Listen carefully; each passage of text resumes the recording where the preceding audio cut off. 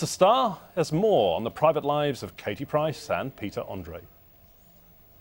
Well, police are investigating whether a grudge held by the Cumbria gunman Derek Bird against his brother may have been the spark for the killings.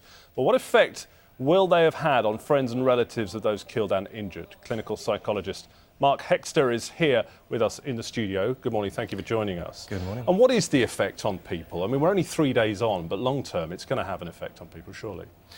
Well, yes, it will have an effect on people. I imagine that people are currently in a state of pretty extreme shock, especially those who've been directly affected. Those who've been told about the story, who live in the area, will also be affected, and they will also be rather traumatized at this point. We often hear talk of post-traumatic stress. How and when does that start to manifest itself? We need to differentiate between trauma and post-traumatic stress. Not everyone will experience post-traumatic stress.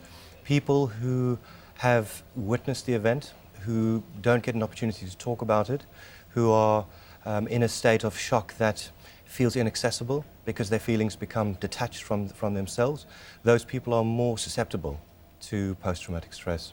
What about the trauma side of it then? You say there's a difference between trauma and the post-traumatic side of it. In terms of trauma, what sort of symptoms should people be looking out for? There are three main symptom formations around trauma.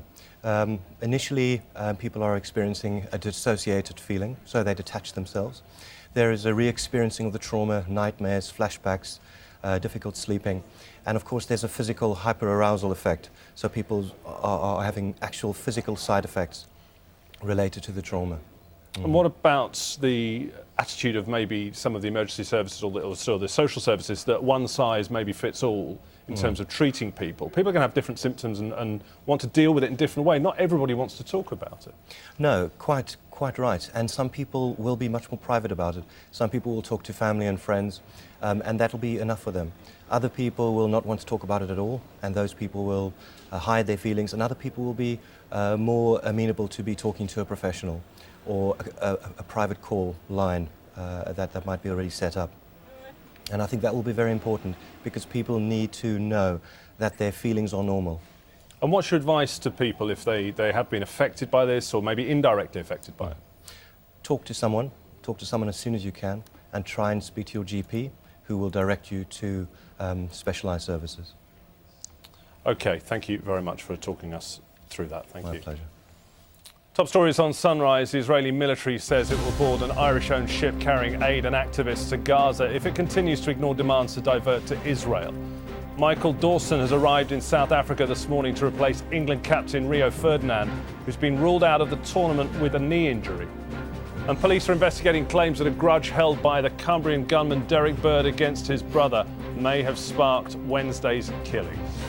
Just bringing some breaking news. We're getting into us here in a hearing that police in Luton say 2 pedestrians have died after being struck by a police car. The men, we understand, are believed to be foreign nationals, and they were hit by the marked car at 11:51 p.m. yesterday. Force spokesman saying the police car, which had been responding to an incident, struck the pedestrians as it left the road after colliding with a Vauxhall Zafira. We'll keep an eye on that story and update it as we get more details. In the meantime, Charlie's here with the sport. What's coming up? Matt, we'll have the latest from South Africa as Fabio Capello deals with the loss of his captain and why England are not the only side to be suffering injury to a key player. And we'll have all the latest action from Roland Garros as the French Open reaches its climax.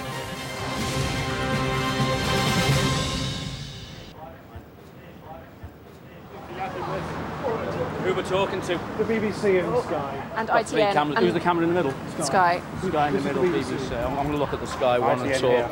OK, we're live. Fine, we're live, are we?